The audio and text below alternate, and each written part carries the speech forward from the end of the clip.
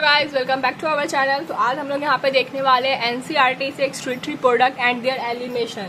तो इस चैप्टर में हम लोग पढ़ने वाले हैं। हम लोग अपने चैप्टर को स्टार्ट करते हैं। Animal accumulate ammonia, urea, uric acid, carbon dioxide, water and iron like Na+, K+Cl, phosphate, sulfur, etc. either by the metabolic activity or by the other means like exchange, excess ingestion. Animals जो होता है वो accumulate करता है, मतलब जमा करता है अपने बॉडी में ammonia, urea, uric acid, carbon dioxide like and और बहुत सारे आयंस को, जैसे कि Na+, K+Cl-, फॉस्फेट, सल्फेट, ये सब जो होता है वो आयंस को, यूरिया को, यूरिक एसिड को अपनी बॉडी के अंदर वो जमा करता है, आइदर बाय मेटाबॉलिक एक्टिविटी और by the mean like excess ingestion. तो वो अपने मेटाबॉलिज्म के दौरान अपनी बॉडी में जो वो मेटाबॉलिज्म करता है, जैसे कि आप मेटाबॉलिज्म का मतलब समझ रहे होंगे, जैसे आप कोई फंक्शन कर रहे हो, ठीक है, तो जैसे आप किसी पार्टी को ऑर्गेनाइज कर रहे हो, तो उस पार्टी में आपने डेकोरेशन करवाया, फूडिंग करवाया, ड्रिंक अवेलेबल्स करवाए, काफ़ी सॉफ्ट ड्रिंक्स वगैरह। तो उस दौरान जितनी भी, जैसे कि उसका रैपर्स हो गया, उसके वेस्ट प्रोडक्ट्स हो गए, आयन जैसे कैन हो गया, बॉटल्स हो गए, प्लेट्स हो गए, वो सब जो जमा हो जाता है ना उस पार्टी के दौरान, तो वो एक्यूमुलेट हो जाता है एक जगह पे। तो वैसे ही urea, uric acid, carbon dioxide, ions, Na+, K+ जो है वो हमारे बॉडी में फंक्शंस होते हैं, उस दौरान ये जमा हो जाते हैं। Those substances have to be removed totally और partially। ये substance जो होता है वो टोटली और पार्शियली, मतलब पूरी तरीके से या पार्शियली, मतलब 70 to 80% जो है वो रिमूव हो पाता है। In this chapter, you will learn the mechanism of elimination of substances with specific emphasis and the common nitrogenous waste। इस चैप्टर में हम लोग मैकेनिज्म पढ़ेंगे और कुछ नाइट्रोजनस वेस्ट के बारे में जानेंगे। Ammonia, urea, uric acid and major form of nitrogenous waste excreted by animals. हम एनिमल्स में आते हैं, हम लोग जैसे अमोनिया हो गया, यूरिया हो गया, यूरिक एसिड हो गया, और भी कुछ मेजर फॉर्म है नाइट्रोजनस वेस्ट के, वो हम लोग एक्सक्रीट करते हैं अपनी बॉडी से। Ammonia is the most toxic form and required large amount of water for its elimination. Ammonia जो है गाइस वो सबसे ज़्यादा नाइट्रोजनस वेस्ट हम लोग अपने बॉडी में जो बॉडी से जो एक्सक्रीट करते हैं वो नाइट्रोजनस वेस्ट होता है, वो अमोनिया होता है, यूरिया होता है, और ये बहुत ज़्यादा टॉक्सिक होता है और अपने बॉडी से इसको काफ़ी ज़्यादा लार्ज अमाउंट में हम लोग एलिमिनेट करते हैं, अपने बॉडी से बाहर निकालते हैं। यूरिक एसिड जो होता है ना गाइस, यूरिक एसिड वो लीस्ट टॉक्सिक होता है, बट यूरिया जो होता है वो मोस्ट टॉक्सिक होता है, अमोनिया जो होता है वो मोस्ट टॉक्सिक होता है। तो अकॉर्डिंग टू नीट के पॉइंट ऑफ व्यू से हम लोग देख ले तो ऐसा क्वेश्चन पूछा जाता है लीस्ट टॉक्सिक, तो यूरिक एसिड, मोर टॉक्सिक तो अमोनिया, ये क्वेश्चन बन जाता है। ठीक है, मैं आपको बताते चलूंगी कि कौन से पॉइंट पे कहाँ पे क्वेश्चन जो है वो फॉर्म हो सकता है हमारे नीट के एग्जाम में, और बोर्ड्स के एग्जाम में कैसे डिफिनेशंस पूछे जा सकते हैं।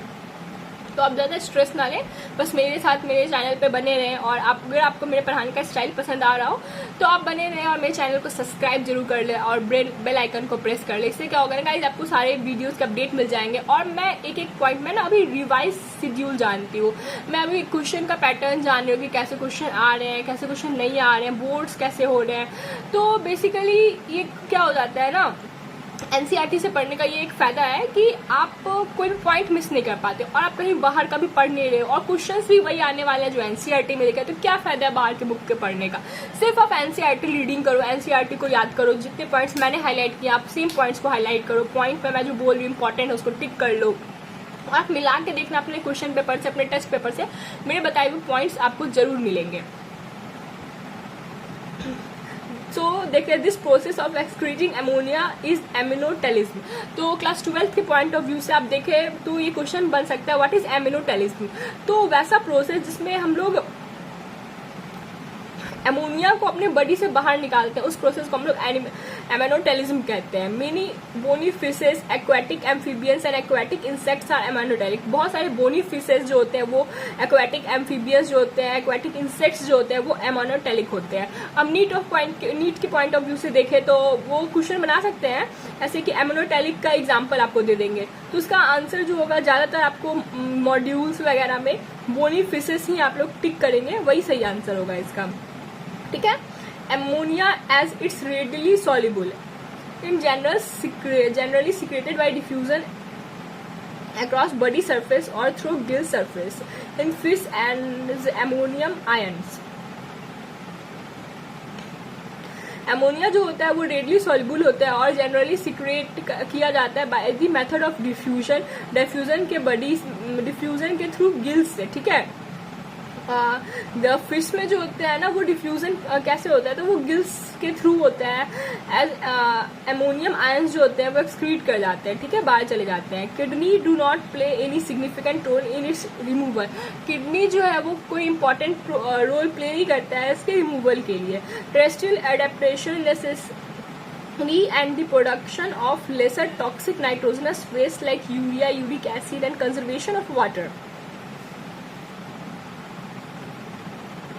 टेरेस्ट्रियल एडेप्टेशन जो होते हैं ना वो toxic nitrogenous waste, uric acid और वाटर को कंजर्व करते हैं, मतलब वो बहुत कम अमाउंट में जो होता है उसको लॉस करते हैं, जिसे मैं आपको आगे बताऊंगी वैसा क्यों करते हैं और कैसे करते हैं। मैमल्स में terrestrial, amphibians and marine fishes mainly excrete urea and are called ureotelic animals. Terrestrial, amphibians और मैराइन फिशेस जो होते हैं वो एक्सक्रीट करते हैं यूरिया को, जिससे हम लोग यूरोटेलिक एनिमल्स कहते हैं। ये क्लास 12 के स्टूडेंट ध्यान दें, आपको ऐसे क्वेश्चन बन सकते हैं व्हाट इज यूरोटेलिक और एग्जांपल्स, गिव सम एग्जांपल्स। तो एम्फीबियंस और मैराइन फिशेस इसके एग्जांपल्स में हो जाएंगे और इसका आंसर हो जाएगा because they excrete urea and are called ureotelic animals. Ammonia produced by the metabolism is converted into urea। Ammonia जो वो प्रोड्यूस करते हैं मेटाबॉलिज्म के दौरान वो कन्वर्ट हो जाता है यूरिया में in the liver of animals, release into the blood through which is filtrated and excreted out by the kidney. अब लीवर इसमें क्या करता है वो देखते हैं। अब एनिमल्स जो है वो अमोनिया प्रोड्यूस कर रहा है अपने मेटाबॉलिज्म के दौरान, तो लीवर जो है उसको कन्वर्ट कर देता है यूरिया में। ठीक है। This animals and release into the blood, उसके बाद उसको ब्लड में रिलीज कर देता है फिल्ट्रेशन के लिए एंड उसके बाद उसको एक्सक्रीट आउट कर देता है किडनी के थ्रू। ठीक है। सम अमाउंट ऑफ यूरिया में be retained in the kidney. अब किडनी से यूरिया बाहर निकल गया, तो देखिए यहाँ पे किया क्या गया, अमोनिया जो प्रोड्यूस किया गया मेटाबॉलिज्म के दौरान उसको जो है लीवर क्या करता है, कन्वर्ट कर देता है यूरिया में। अमोनिया को यूरिया में चेंज करने का काम कौन कर रहा है, लीवर काम कर रहा है।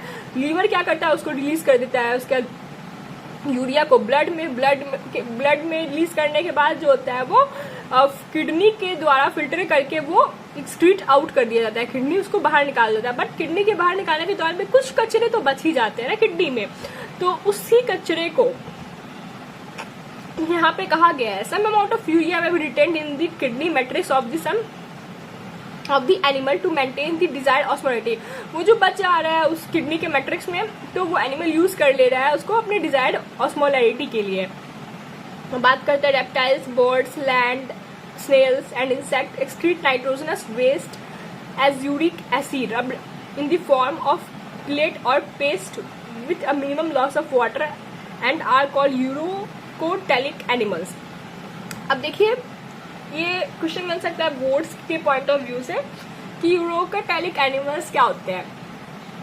तो जैसे आप एग्जांपल देखिए, रेप्टाइल्स हो गए, हमारे बर्ड्स हो गए, लैंड स्नेल्स हो गए, इंसेक्ट्स हो गए, वो बहुत कम अमाउंट में यूरिन को बाहर निकालते हैं अपने बॉडी से, यूरिक एसिड को बाहर निकालते हैं। आपने भी देखा होगा बहुत इत्तू सा एक्सक्रीट करते हैं। क्यों एक्सक्रीट करते हैं, उसके साइज छोटे होते हैं इस वजह से? बिल्कुल नहीं, उनने वो ना उसको कंसंट्रेट करते हैं क्योंकि वो पैलेट्स और paste with a minimum loss of water and called ureotelic elements. तो वो उसको पेस्ट और पैलेट्स के फॉर्म में अपनी बॉडी से बाहर निकालते हैं, क्योंकि वो ज़्यादातर पानी एब्जॉर्ब कर लेते हैं अपने बॉडी के आगे के फंक्शंस के लिए, क्योंकि उनका जो एडेप्टेशन होता है ना वो इसी तरीके का होता है। तो इसी को हम लोग यूरिकोटैलिक कहते हैं।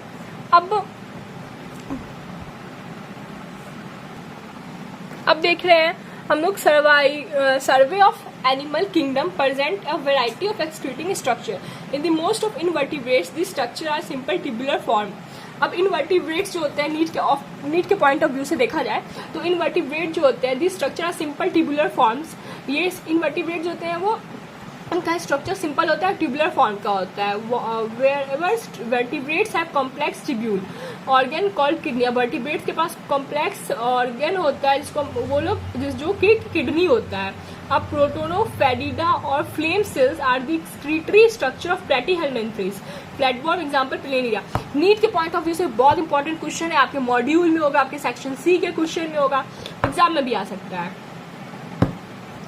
कैसे, क्या क्वेश्चन पैटर्न डिजाइन होगा, पूछ दिया जाएगा आपको कि प्लेटीहेलमिन्थेस, पहले तो एग्जाम्पल क्या होता है प्लेटीहेलमिन्थेस के, प्लेनेरिया और रोटिफर याद रखें, ठीक है। और प्रोटोनोफेरिडा और फ्लेम सेल्स जो होते हैं वो उसके एक्सक्रीटरी स्ट्रक्चर होते हैं। तो ऐसे क्वेश्चन बन जाएगा कि प्लेटीहेलमिन्थेस के एक्सक्रीटरी स्ट्रक्चर को बताएं, तो उसका आंसर होगा प्रोटोफेरिडा और flame cells are the excretory structure of platyhelminthes. Platyhelminthes के एग्जांपल हमारे हो गए rotifer and planaria. Some annelids and Cephalosporeta amphixis protonoferida are the primary concerned with ionic and fluidic volume regulation, either osmoregulation. Nephrida are the tubular excretory structure of earthworm and other annelids. अब annelids और earthworm का excretory structure क्या है, तो नेफ्रीडा है। Question बन जाएगा आपको ऐसे नीट के पॉइंट ऑफ व्यू से, excretory structure of earthworm nephridia, excretory structure of annelids tubular excretory structure. Okay, nephridia help to remove nitrogenous waste. Nephridia जो होता है वो नाइट्रोजनस वेस्ट को रिमूव करने में हेल्प करता है और मेंटेन करता है उसके आयनिक बैलेंस को। अब Malpighian tubule are the excretory structure of most of the insect including cockroach. और ये तो VVIP क्वेश्चन मुझे लग रहा है, क्योंकि ऐसा मैंने मॉड्यूल्स में सेक्शन ए और सेक्शन सी और सेक्शन डी के में देखा है। सेक्शन सी जो होता है ना हमारे मॉड्यूल्स का, जो आप लोगों को कोचिंग प्रोवाइड करती होगी पैकेज, वो बहुत इंपॉर्टेंट होता है। उसमें प्रीवियस ईयर क्वेश्चंस होते हैं ना, और कैसे क्वेश्चंस आ सकते हैं वो सेक्शन बी में आप ट्राई करें। सेक्शन बी और सी बहुत इंपॉर्टेंट होता है, तो उसमें मैंने ऐसे रिपीटेड क्वेश्चन देखा है मैल्फिगियन ट्यूब पे। तो Malpighian tubes are the excretory structure of the most of insect. Malpighian tube जो है वो किसका एक्सक्रीटरी स्ट्रक्चर है, तो इंसेक्ट्स का और कॉकरोच का। Malpighian tubes help in removal of nitrogenous waste and osmoregulation. Malpighian tube का काम क्या है, वो नाइट्रोजनस वेस्ट को निकालने में हेल्प करता है और ऑस्मो रेगुलेशन में हेल्प करता है। एंटिलीना ग्लैंड और green gland perform excretory function of crustaceans like prawns. Green gland जो एक्सक्रीटरी स्ट्रक्चर है प्रॉन्स का, आप यहाँ पे अंडरलाइन कर दे, ग्रीन ग्लैंड अंडरलाइन कर ले, एक्सक्रीटरी अंडरलाइन कर ले और प्रॉन्स अंडरलाइन कर ले। ऐसे अंडरलाइन करेंगे ना तो बहुत जल्दी बहुत ज़्यादा वर्ड्स याद कर लेंगे रिलेट करके। तो green gland excretory structure of crustaceans like prawns. बस अब हमारे यहाँ पे नेक्स्ट टॉपिक स्टार्ट हो जाता है ह्यूमन एक्सक्रीटरी सिस्टम, ठीक है। ह्यूमन एक्सक्रीटरी सिस्टम, तो आज के वीडियो में आपका यूरिन फॉर्मेशन जो है वो हो जाएगा। चलिए देखते हैं कहाँ तक हो पाता है। आधा चैप्टर आज करेंगे और आधा चैप्टर बच जाएगा। 2-3 टॉपिक है वो हम लोग नेक्स्ट वीडियो में कर लेंगे। ह्यूमन एक्सक्रीटरी सिस्टम स्टार्ट करते हैं। In human the excretory system consist of pairs of kidney. Human में एक्सक्रीटरी सिस्टम में पेयर ऑफ किडनी होते हैं। पहले हम लोग देखते हैं कि होते क्या क्या है, फिर उसका फंक्शंस क्या क्या है, तो ऐसे हम लोग काफी अच्छे से अपने नीट को क्रैक कर लेंगे। तो excretory structure consist of pairs of kidney. Excretory structure में पेयर ऑफ किडनी होते हैं, वन पेयर ऑफ यूरेटस हो जाता है, एक यूरेटस हो जाता है, एक पेयर मतलब दो साइड यूरेटस। मैं आपको दिखाती हूँ डायग्राम में, कहा डायग्राम देखते हैं गाइस आप लोग पर। इससे क्या होगा ना कि आप लोग को चीजें याद रहेंगी, ज्यादा टाइम तक मेमोराइज रहेगी ब्रेन में। यूरेटस, ये देखिए, ये जो ये वन पेयर मतलब एक पेयर में दो होते हैं, इतना तो आप लोग जानते ही होंगे। तो दो यूरेटस है, एक यूरिनरी ब्लैडर है, ये हमारा यूरिनरी ब्लैडर हो गया, एक यूरेट्रा है। ये किडनी का जो कलर होता है ना वो रेडिश ब्राउन कलर का होता है, बीन शेप्ड स्ट्रक्चर होता है, और वो सिचुएटेड होता है, मतलब किडनी हमारे last thoracic and third lumbar vertebrate के बीच में होता है, dorsal inner wall of the abdominal cavity. Kidney situated होता है हमारे थोरेसिक, लास्ट थोरेसिक और third lumbar vertebra close to the dorsal inner wall of the abdominal cavity. Each kidney of an adult human measure 10 to 12 centimetre in length. Adult human का kidney जो होता है ना 10 से 12 सेंटीमीटर उसका length होता है, 5 से 7 सेंटीमीटर उसका विड्थ होता है, 2 से 3 सेंटीमीटर जो होता है उसका थिकनेस होता है, with an average weight 120 to 170 ग्राम, 120 से 170 ग्राम तक किडनी का वेट होता है। एक बार याद करने की कोशिश करें, इस किडनी में होता क्या क्या है। यूरेटस होता है दो, एक यूरिनरी ब्लैडर होता है, एक यूरेट्रा होता है। सिचुएटेड कहाँ होता है, लोकेशन क्या होता है, last thoracic and third lumbar vertebrae goes to the dorsal inner wall of the abdominal cavity. ठीक है, लेंथ कितना होता है एडल्ट ह्यूमन में 10 से 12 सेंटीमीटर, विड्थ कितना होता है 5 से 7 सेंटीमीटर, 5 से 7 सेंटीमीटर लेंथ, ये विड्थ 5 से 7 सेंटीमीटर, 2 से 3 सेंटीमीटर उसका थिकनेस हो जाता है, 120 से 170 ग्राम उसका वेट हो जाता है। इतना याद हो गया गाइस आप सभी को। आप ना यहाँ पे मेरे साथ याद करते हुए चले। Toward the centre of the inner concave surface of the kidney is a notch called helium. Kidney के अंदर जो सरफेस होते हैं ना वो कॉन्केव के नॉच के पास, उसको हम लोग हीलियम कहते हैं। Through which ureter blood vessels and nerve enter inner to the hilum, जिसके थ्रू यूरेटर ब्लड वेसल्स जो और नर्व्स इंटर करते हैं हीलियम के अंदर, which is broadly funnel shape called the renal pelvis, जो कि ब्रॉडली फनल शेप का होता है जिसको हम लोग रेनल पेल्विस कहते हैं, विच प्रोजेक्शन कॉल्ड कैलिस।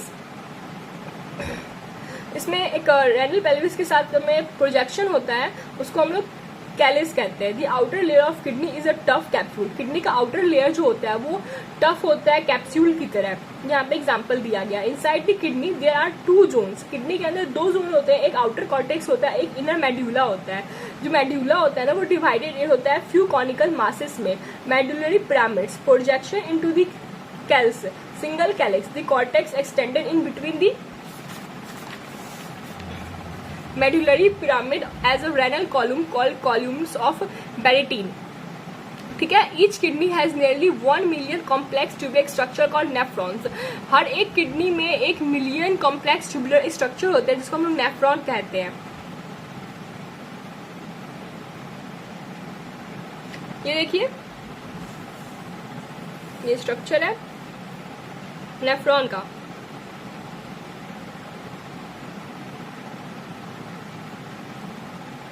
इसको एक्सप्लेन करेंगे हम लोग आगे। अब which is the functional unit. अब फंक्शनल यूनिट क्या है किडनी का।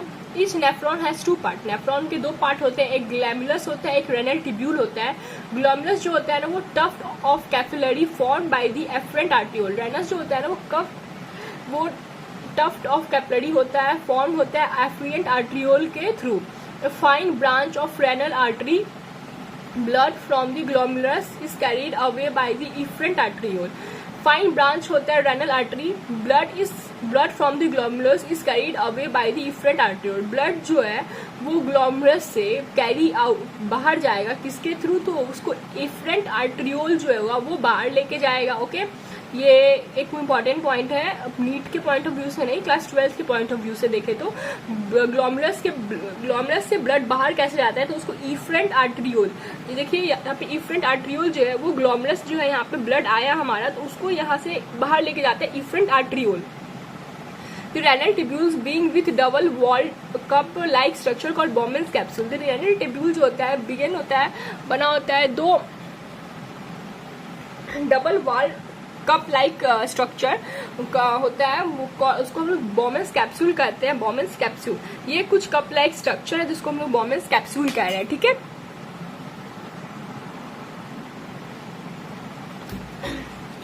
विच इंक्लोज द ग्लोमरुलस, जो कि ग्लोमरुलस को इंक्लोज कर रहा है।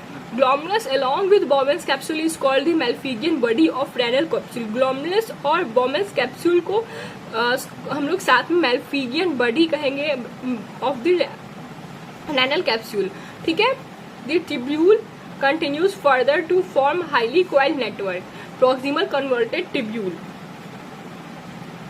अब tubule continue further to form highly coiled network, tube जो है वो आगे भी हाईली कॉइल्ड होगा, उसको हम लोग प्रॉक्सिमल ट्यूब्यूल कहेंगे, ठीक है। पीसीटी,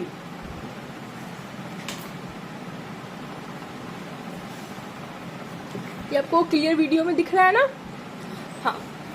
पीसीटी ए हेयरपिन सेप्ट हेनल्स लूप। हेयरपिन जानते हैं ना, जो लड़कियां बाल में लगाती हैं, जानते ही होंगे, लड़के होंगे तो और भी अच्छे से जानते होंगे, अगर नहीं भी जानते हैं तो कोई बात नहीं, आगे 2-4 साल में आप लोग जान ही जाएंगे। ए हेयरपिन सेप्ट हेयर लूप। अब हेयर लूप जो होता है वो हेयरपिन के जैसा होता है, ठीक है।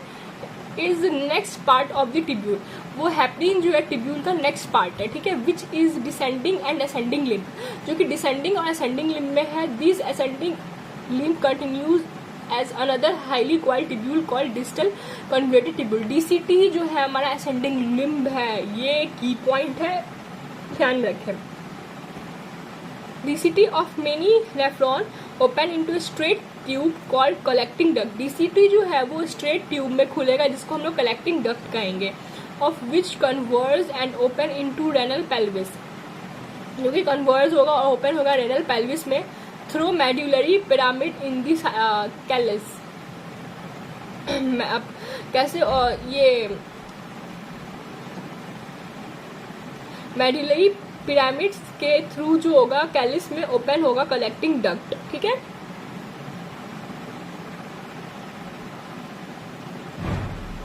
In the Malpighian corpuscles, PCT, DCT of the nephron are situated in the cortical region of the kidney where the loop of Henle dips into the medulla.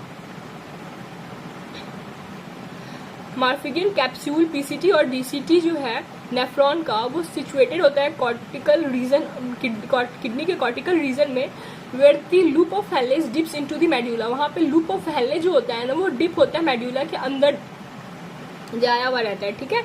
In majority of nephrons the loop of Henle's is too short and extended only very little into the medulla. Loop of Henle's होता है बहुत छोटा होता है, extended only very little into the medulla, और वो बहुत कम amount में मेड्यूला में डूबा होता है, ठीक है। बट इसमें तो ऐसा नहीं है, इसमें जो हेलेज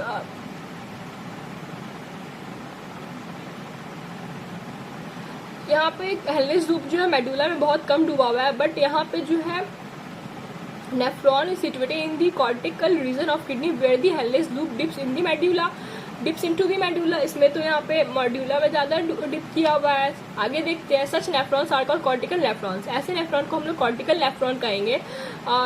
सम of the nephrons the loop of Henle is very long and runs deep into the medulla. This nephron is called juxtamedullary nephron. जो बहुत ज्यादा डूबा होगा उसको हम लोग जिसका हेले लूप जो होगा वो मेड्यूला के अंदर बहुत ज्यादा डिप होगा उसको हम लोग जुक्स्टामेडुलरी नेफ्रॉन कहेंगे, और जिसका हेलेज लूप जो होगा मेड्यूला में वेरी लिटिल अमाउंट में मेड्यूला में डिप होगा उसको हम लोग कॉर्टिकल नेफ्रॉन कहेंगे। तो कॉर्टिकल और जुक्स्टामेडुलरी नेफ्रॉन के बीच में यही डिफरेंस है गाइस। 12th के स्टूडेंट ध्यान दे इस पे।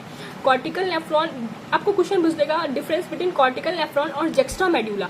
जुक्स्टामेडुला साउंड कैसे कर रहा है, जक्स्टा जंक्शन बहुत बड़ा है, तो बहुत ज्यादा डिप किया गया होगा मेड्यूला में। हेललेस लूप को, इसलिए हम लोग उसको इसलिए उसका नाम पड़ा उस ऐसे नेफ्रॉन का, जक्स्ट्रा मेड्यूलर नेफ्रॉन। और क्या है, कॉर्टिकल, कॉर्टिकल बहुत छोटा सा है, कॉर्टिकल कॉटन जैसा एकदम हल्का। तो उसमें हेललेस लूप जो होगा, आप ऐसे रिलेट कर लो, उसमें हेललेस लूप जो होगा, कॉटन क्या होता है, बहुत हल्का होता है, तो वो मेडुला में बहुत कम अमाउंट में डिप किया गया होगा, इसीलिए हम लोग उसको कॉर्टिकल नेफ्रॉन कहते हैं। और जक्स्ट्रा, जंक्शन जैसा, उसमें हेललेस लूप जो होगा वो बहुत ज्यादा मेडुला में डिप किया गया होगा, इसलिए हम लोग उसको जक्स्ट्रा मेडुलरी नेफ्रॉन कहते हैं। ठीक है,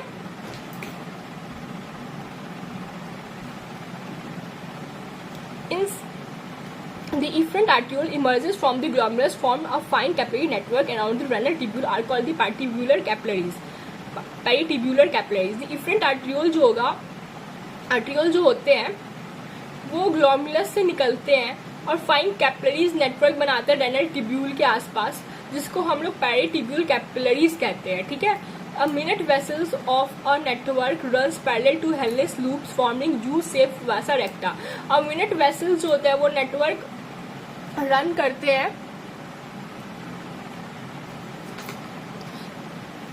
क्या कहाँ पे थे, minute vessels of the network runs parallel to Henle's loop like forming U shaped vasa recta. Minute vessels जो होते हैं वो रन करते हैं हेललेस लूप के पास में और वो यू शेप वासा रेक्टा को फॉर्म करते हैं। वासा रेक्टा एब्सेंट होता है, हाईली एब्सेंट और highly reduced in cortical nephrons. वो कॉर्टिकल नेफ्रॉन में बहुत कम होता है और ज़्यादा रिड्यूस होता है, एब्सेंट होता है। अब हमारा नेक्स्ट टॉपिक है यूरिन फॉर्मेशन। अब हमारा नेक्स्ट टॉपिक है urine formation. Urine formation involves three main processes, namely glomerular filtration, reabsorption, and secretion, and takes place in different part of the nephron. The first step in urine formation is filtration of blood, which is carried out by the glomerulus and is called glomerular filtration. हमारा जो urine formation होता है उसमें mainly three processes involve होते हैं, एक filtration, एक reabsorption and एक सिक्रीशन।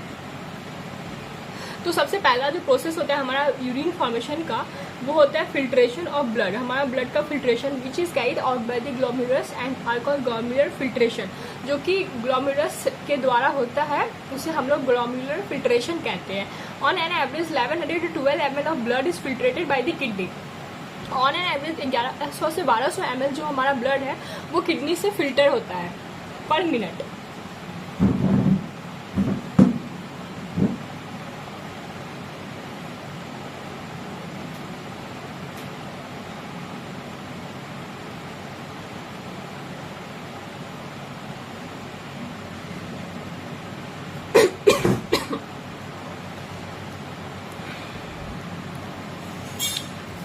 नीट के पॉइंट ऑफ व्यू से देखें तो यहाँ पे एक क्वेश्चन बन रहा है कि पर मिनट कितना हमारा जो ब्लड है वो फिल्टर हो रहा है। तो 1100 से 1200 ml of blood is filtered bye the kidney पर मिनट, विच कंस्टिट्यूट रफली 1/5 of the blood pumped out by each ventricle of the heart in a minute. उसमें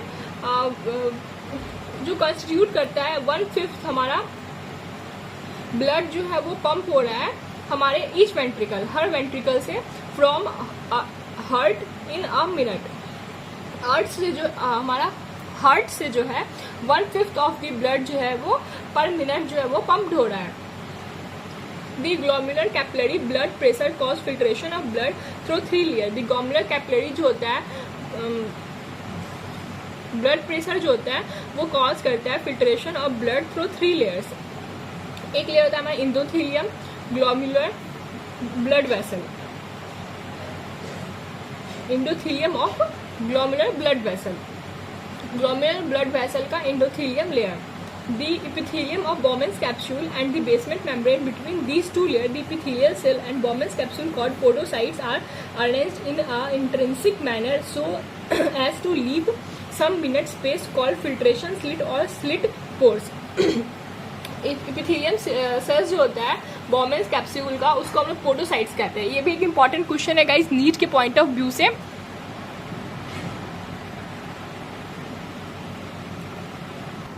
यहाँ पे आप देखें तो कि इपिथेलियम सेल्स जो होता है हमारा बॉमेन्स कैप्सूल का उसको हम लोग पोडोसाइट भी कहते हैं। ठीक है, और are arrange in intrinsic manner, उसको कैसे किस मैनर में अरेंज किया जाता है, उसको इंट्रेंसिक मैनर में अरेंज होता है। So as to leave some minute space called filtration slits और slits pore. Blood is filtered so finally through these membrane. Slits pores जो होते हैं ना गाइस, फिल्ट्रेशन स्लिट्स और स्लिट्स पोर, ब्लड जो है हमारा फिल्टर हो जाता है इस स्लिट से, ठीक है। और blood is filtered so finally through these membrane that almost all the constituent of plasma except the protein pass out onto the lumen of the Bowman's capsule.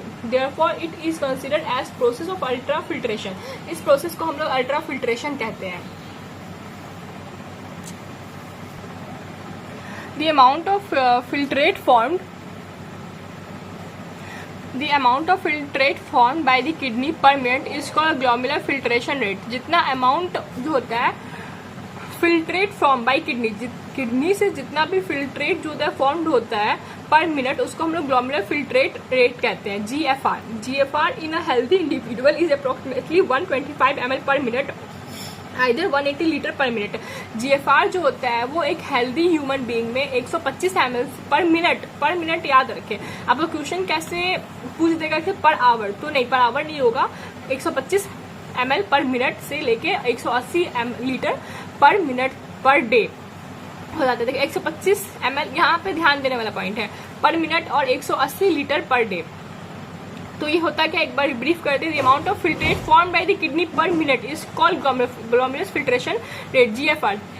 Kidney पर मिनट में जितना फिल्ट्रेट करता है ना, जितना अमाउंट वो filter करता है उसको हम लोग GFR कहते हैं। 125 ml होता है पर मिनट हो जाता है, और 180 ml जो होता है पर डे होता है। पर मिनट और पर डे में डिफरेंस देखेंगे यहाँ पे। The kidney have built-in mechanism for the regulation of glomerular filtration rate. On such efficient mechanism is carried out by juxtaglomerular apparatus JGA। efficient mechanism जो है वो carried out होता है juxtaglomerular apparatus से JGA। JGA is a special sensitive region formed by the cell modification in the distal convoluted tubule and the afferent arteriole at the location of their contact। Efficient mechanism जो होता है वो carry किया जाता है juxtaglomerular apparatus से, JGA से। और JGA जो है स्पेशल सेंसिटिव रीजन है, फॉर्म किससे ये JGA फॉर्म होता है by the cellular modification of distal convoluted tubule. Distal convoluted tubule से जो होता है JGA फॉर्म होता है after the efferent arteriole at the location of their contact. A fall in GFR can active the JG cell to release renin which can stimulate glomerular blood flow and thereby the GFR back to normal। ये guys बहुत important point है NEET of के view से और आपके class 11th पे exam से, कि कब जो होता है वो रेनिन जो होता है स्टिमुलेट कर जाता है, कब वो हाई हो जाता है, कब वो लो हो जाता है, कैसे GFR जो होता है वो नॉर्मल हो जाता है। ये क्वेश्चन आपका बन सकता है, ध्यान दे। A fall in GFR can activate JG। GFR जब घटेगा उससे JG जो सेल्स होगा वो एक्टिव हो जाएगा और क्या रिलीज करेगा, रेनिन नाम का केमिकल रिलीज करेगा। और रेनिन क्या करेगा, स्टिमुलेट करेगा ग्लोमेरुलर ब्लड फ्लो को, एंड GFR जो होता है हमारा ग्लोमेरुलर फिल्ट्रेशन रेट वो नॉर्मल हो जाएगा। तो पहले क्या हो जाएगा, GFR एक्टिव करेगा JG सेल्स रिलीज करेगा रेनिन नाम का एक केमिकल। रेनिन ही केमिकल जो होगा स्टिमुलेट करेगा ग्लोमेरुलर ब्लड फ्लो को, and thereby GFR backs to normal. GFR जो है वापस नॉर्मल रेट पे आ जाएगा, फिर से अपना फिल्ट्रेशन का काम, जैसे वो फिल्टर कर रहा था वो 180 लीटर्स पर डे वापस से अपना फिल्टर करने लगेगा। तो GFR एक्टिव करेगा JG को, JG रिलीज करेगा रेनिन स्टिमुलेट करेगा ग्लोमेरुलर ब्लड फ्लो को, और thereby GFR backs to normal. A comparison of volume of filtrate formed per day 180 liters per day। 180 litre जो है वो हमारा पर डे में फिल्ट्रेट फॉर्म्ड हो जा रहा है, with that the urine release 1.5 litres. जो हमारा बॉडी से 1.5 लीटर्स यूरिन जो है वो पर डे रिलीज होता है। इसीलिए कहते हैं कि एक दिन में 3 से 4 लीटर पानी आपको मैक्स टू मिनिमम पीना चाहिए, क्योंकि 1.5 लीटर तो आप ऐसे ही लॉस कर दे रहे हैं। 1 लीटर के आसपास आप जब श्वास छोड़ते हैं, जब आप सांस ब्रीदिंग आउट कर रहे हैं, जब आप रनिंग कर रहे हैं, जॉगिंग कर रहे हैं, उस टाइम आपका 1 से 1.5 लीटर पानी जो है हमारा लॉस हो जा रहा है। तो हम लोग per day 2 to 2.5 litre water loss कर दे रहे हैं। सांस छोड़ने पे ही आप सर्च करिएगा गूगल पे, आप अप्रॉक्स 1 लीटर के आसपास पानी रिलीज कर दे रहे हैं। आपके स्किन से काफी स्वेटिंग होता है गर्मी के सीजन पे, उस टाइम पे पानी का आपको ज्यादा इंटेक करना चाहिए। द ट्यूबुलर एपिथेलियम सेल्स इन कहाँ थे हम लोग, हाँ, suggest that nearly 99% of the filtrate has to be absorbed by the renal tubule. This is called reabsorption. Nearly 99% of the filtrate होता है वो वापस से reabsorb हो जाता है renal tubule में। इस प्रोसेस को हम लोग reabsorption कहते हैं। The tubular epithelium cell in different segment of nephron perform these either by active or passive mechanism. Tubular epithelium cell जो होता है वो अलग अलग सेगमेंट नेफ्रॉन में अलग अलग जो है प्रोसेस को परफॉर्म करता है। किसी में एक्टिव होता है, किसी में पैसिव होता है, पैसिव मैकेनिज्म फ्लो करता है। फॉर एग्जाम्पल, ऐसे एग्जाम्पल ले लेते हैं, substance like glucose, amino acid, Na+ etc in the filtrate are reabsorbed actively whereas the nitrogen waste are absorbed by the passive transport. The absorption of water also occur passive in the initial segments of the nephron. अब जैसे आप substance देख लीजिए, glucose, amino acid और sodium को देख लीजिए, तो वो जो होता है रीअब्सॉर्ब एक्टिवली होता है। बट एक आप यहाँ पे नाइट्रोजन को देख लीजिए, नाइट्रोजनस वेस्ट जो है वो एब्जॉर्ब हो जाता है passively. But reabsorption of water also occur passively in the initial segments of nephron. Nephron के इनिशियल सीक्वेंट्स में वाटर का भी रीअब्जॉर्प्शन, एब्जॉर्प्शन है रीअब्जॉर्प्शन, एब्जॉर्प्शन होने के बाद जो बच जाता है वो वापस से जब रीअब्जॉर्ब होता है तो उसको हम लोग रीअब्जॉर्प्शन कहते हैं। वो पैसिवली होता है हमारे सेगमेंट्स ऑफ नेफ्रॉन में, वाटर का भी। During urine formation, the tubular cell secretes substance like H+, K+ amino into the filtrate. During urine formation के दौरान ट्यूबुलर सेल्स जो होता है वो सिक्रीट करते हैं H+ आयन को, K+ को और amino into the filtrate. Filtrate में ये सब आयंस को जो है वो यूरिन फॉर्मेशन के दौरान ट्यूबुलर सेल जो होता है वो सिक्रीट करता है। The tubular secretion is and also an important step in urine formation as it help in maintenance of ionic and acidic base balance of body fluid. Tubular secretion भी जो होता है हमारे यूरिन में बहुत इंपॉर्टेंट और बहुत ज़्यादा इंपॉर्टेंट फंक्शन फॉर्मेशन करता है। इट हेल्प, जो कि अगर ये ना हो तो हमारा आयनिक बैलेंस और एसिडिक और बेसिक बैलेंस हमारे बॉडी फ्लूइड्स में वो काफ़ी डैमेज हो जाएंगे, काफ़ी ऊपर नीचे हो जाएंगे।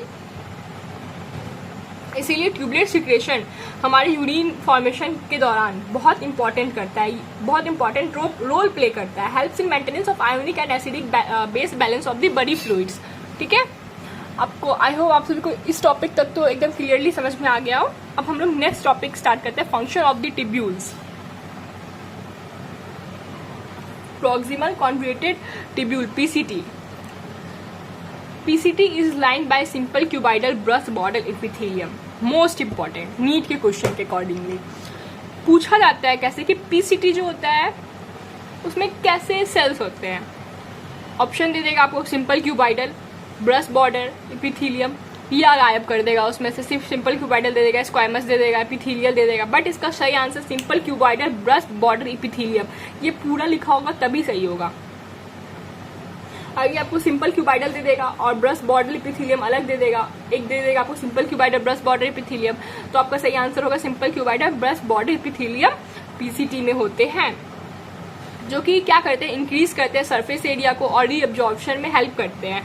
पीसीटी अपने साथ याद करते चले। पीसीटी क्या होता है, line by the simple squamous brush border epithelium which increase the surface area for the reabsorption nearly all the essential nutrition and 70 to 80% of electrolytes and water are reabsorbed by the segment PCT, also help in maintenance and the pH and ionic balance of the body fluid by selective selection of the hydrogen, ion, ammonia and potassium into the filtrate and by the absorption of HCO3 minus from it।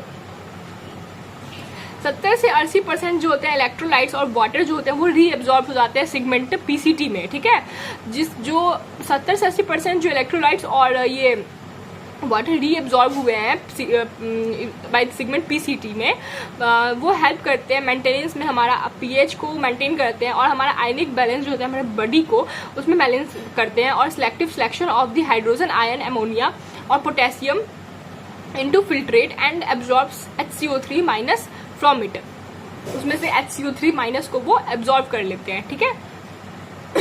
हेलनेस loop, reabsorption is minimum in its ascending limb. देखिए, एक होता है ascending limb, एक होता है descending limb. तो ascending limbs में ये पॉइंट आप लोग बना लें, मैं आपको पॉइंट कर लिखवा देती हूँ। आप एक साइड असेंडिंग लिख लीजिए, एक साइड डिसेंडिंग लिम्ब लिखे, ठीक है। असेंडिंग लिम्ब में जो होता है रीअब्जॉर्प्शन मिनिमम होता है, एक ही पॉइंट डाल दी minimum.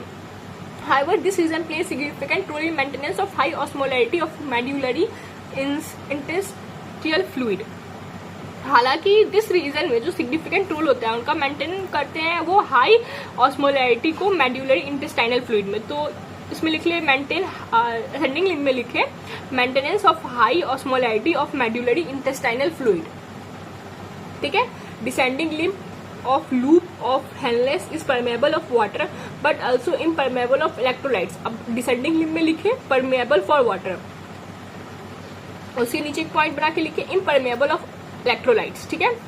This concentration of filtrates is move down. Ascending limb में क्या होता है, कंसंट्रेशन ऑफ फिल्ट्रेट्स होता है वो ऊपर की तरफ मूव करता है, बट डिसेंडिंग लिम्ब में क्या होता है, कंसंट्रेशन जो होता है वो नीचे की तरफ मूव करता है, ठीक है। और वो इम्परमेबल होता है इलेक्ट्रोलाइट के लिए और परमेबल होता है वाटर के लिए। डिसेंडिंग लूप वाला, this concentrate the filtrates as it move down. जब वो मूव डाउन होता है तो वो फिल्ट्रेट का कंसंट्रेशन को बढ़ा देता है डिसेंडिंग लिंब, ओके। लिख देंगे उसमें इंक्रीज डिसेंडिंग लिख देंगे इंक्रीज कंसंट्रेशन ऑफ फिल्ट्रेट। अब असेंडिंग लिम्ब में लिखेंगे ascending limb is impermeable of water. अब उसमें एक पॉइंट बना के लिख देंगे असेंडिंग लिम्ब जो है वो इम्परमेबल होता है, ठीक है। जहाँ पे वाटर के लिए डिसेंडिंग लिम्ब जो है परमेबल है, उसके जस्ट अपोजिट में लिख देंगे असेंडिंग लिम्ब जो है इम्परमेबल है। तो इलेक्ट्रोलाइट्स के लिए क्या हो जाएगा, एक्टिवली परमेबल हो जाएगा। तो लिख देंगे एक्टिवली और पैसिवली दोनों तरीके से होता है उसमें, ठीक है। There is as concentration filtrate pass upward, जिसके कारण कंसंट्रेशन का जो फिल्ट्रेट होता है वो पास कर जाता है ऊपर की तरफ। It get diluted due to passage of electrolytes to the medullary fluid. इसमें जो है ना गाइस, यहाँ पे ध्यान दें, इलेक्ट्रोलाइट जो है वो पास कर जाता है मेड्यूलरी फ्लूइड में, ठीक है, जिसके कारण जो होता है कंसंट्रेशन जो होता है वो डाइल्यूट हो जाता है। बट असेंडिंग में क्या होता है, वो तो नीचे की तरफ आता है और मेड्यूलरी फ्लूइड में नहीं जा पाता है इलेक्ट्रोलाइट्स, क्योंकि वो जो होता है इम्परमेबल होता है इलेक्ट्रोलाइट्स के लिए। बट असेंडिंग लिम्ब जो है उसमें लिख देंगे पॉइंट में permeable for electrolytes, impermeable for water. अब वो पैसिवली इलेक्ट्रोलाइट्स के परमेबल है, इस वजह से वो है डाइल्यूट हो जाता है, क्योंकि परमेबल है। परमेबल मतलब क्या होता है, जिससे सब्सटेंस जो होता है एक साइड से दूसरे साइड में पास कर पाता है। अब हमारा आ जाता है डीसीटी।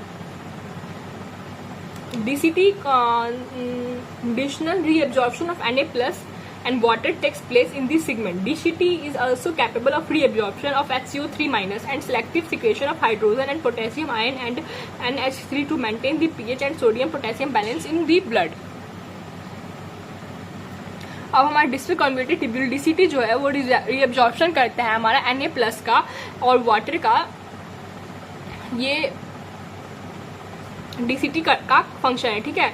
DCT जो होता है वो कैपेबल होता है रीअब्जॉर्प्शन का, HCO3 के रीअब्जॉर्प्शन के लिए वो कैपेबल होता है, और selective secretion of hydrogen and potassium ions and NH3 to maintain the pH and sodium potassium balance in the body. अब वो सेलेक्टिवली सिक्रीट करता है हाइड्रोजन और पोटेशियम को और NH3 को हमारे pH को मेंटेन करने के लिए, सोडियम पोटेशियम बैलेंस को मेंटेन करने के लिए ब्लड में। तो यहाँ तक हमारा हो जाता है ये फंक्शन ऑफ ट्यूब्यूल जो है वो हमारा कंप्लीट हो जाता है। अब नेक्स्ट हमारा टॉपिक आ जाएगा collecting duct. Function of tubule में ही है, एक पॉइंट है, चलिए उसको भी हम आपको बता देते हैं अभी।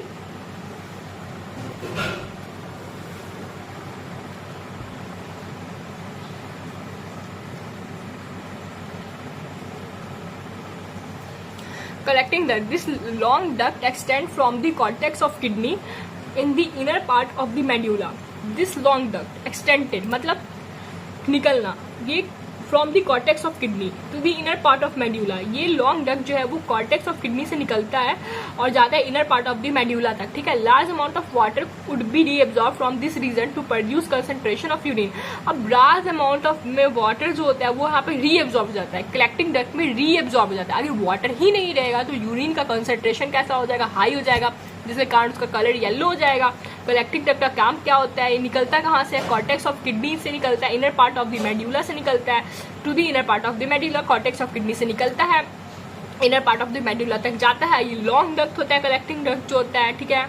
Large of amount of water जो होता है कलेक्टिंग डक्ट में यहाँ पे रीअब्जॉर्ब हो जाता है। जब वाटर ही रीअब्जॉर्ब हो जाएगा तो कंसंट्रेशन जो है वो काफी हाई हो जाएगा। This segment allows passage of small amount of urea into the medullary interstitium to keep the osmolarity, ठीक है। अब यहाँ पे स्मॉल अमाउंट ऑफ यूरिया जो है वो मेड्यूलरी इंटेस्टियम में चला जाएगा ऑस्मोलैरिटी को बैलेंस करने के लिए। It also plays a role in the maintenance of pH and ionic balance of the blood by the selective secretion of H+ and K+ and बार बार यहाँ पे आपने देखा होगा काफी टॉपिक में DCT में भी H+ और Na+ का जिक्र किया गया था, तो ये काफी इंपॉर्टेंट है। नीट के पॉइंट ऑफ व्यू से आपको इस पर क्वेश्चन पूछ सकता है कि Na+, H+, K+ ये सब का फंक्शन क्या है। खैर यहाँ पे देखते हैं, ये जो होता है it also plays important role in maintenance of pH and ionic balance. H+ और K+ जो होता है वो काफ़ी इंपॉर्टेंट रोल प्ले करता है पीएच और आयनिक बैलेंस को हमारे ब्लड में मेंटेन करने के लिए, ठीक है। अब हमारा नेक्स्ट टॉपिक आ जाता है mechanism of concentration of filtrate. कैसे फिल्ट्रेट का मैकेनिज्म है, उसका कंसंट्रेशन है, कैसे वो फॉर्मेशन होता है, कैसे कंसंट्रेट हो जाता है, ये तो आपको ब्रीफ में बताया गया था इस पर। अब हम लोग उसको मेन टॉपिक में पढ़ेंगे, तो ये टॉपिक हम लोग नेक्स्ट वीडियो में रखेंगे। आई होप आप सभी को ये वीडियो मतलब मेरे पढ़ाने का स्टाइल काफ़ी पसंद आया होगा। अगर स्पीड ज़्यादा है तो आप लोग मुझे कमेंट कर सकते हैं। बाकी नीट के पॉइंट ऑफ व्यू से और आपके एग्जाम्स के पॉइंट ऑफ व्यू से मैंने एक एक पॉइंट को हिंदी में एक्सप्लेन करा है। जैसे आप बाकी बुक से पढ़ते होंगे, चलिए वो सब भी बढ़िया है, बट आप अगर एग्जैक्ट एनसीईआरटी से पढ़ेंगे ना तो फायदा ये होगा कि मैंने यहाँ पे आपको एक एक लाइन एक्सप्लेन करा है, एक एक वर्ड को हिंदी में बताया, प्रोसेस बताया है, पॉइंट में लिखवाया है असेंडिंग लिंब डिसेंडिंग लिंब में। तो एक तरीके से जितने हाईलाइटेड पॉइंट है वो तो काफ़ी इंपॉर्टेंट है।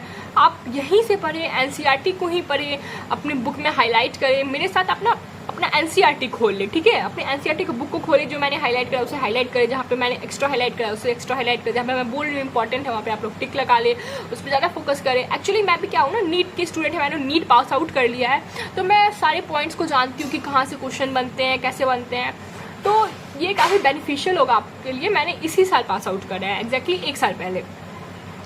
तो आप लोग एनसीईआरटी पे ज़्यादा फोकस करें, एनसीईआरटी लाइनर करें, एनसीईआरटी को रीड करें, एनसीईआरटी में पॉइंट्स बनाएं और पॉइंट्स बना के स्टिकी नोट्स को अपने बुक्स पे ही चिपका लें। एनसीईआरटी ही बेस है नीट का, 11th-12th का, किसी भी कॉम्पिटिशन एग्जाम का। बाकी सारे बुक्स, कोचिंग के मॉड्यूल्स तो एकदम ही फालतू होते हैं। मैंने भी कोचिंग से मॉड्यूल किए हैं, चलिए बढ़िया मॉड्यूल है, पर क्वेश्चन के लिए, पढ़ने के लिए मॉड्यूल अच्छा नहीं है। पढ़ने के लिए सिर्फ और सिर्फ एनसीईआरटी ही अच्छा है।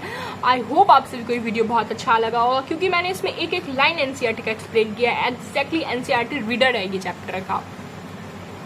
नेक्स्ट पार्ट चाहिए होगा, जल्दी चाहिए होगा, तो और जल्दी आप लोग कमेंट करें और अपना सपोर्ट बनाएं, और मेरे चैनल को बिना सब्सक्राइब और बेल आइकन को प्रेस किए बिना बिल्कुल ना जाएं, क्योंकि नेक्स्ट पार्ट का वीडियो का अपडेट आपको मेरे चैनल पे ही मिलेगा।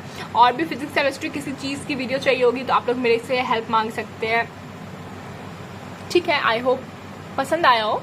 Tata and bye bye.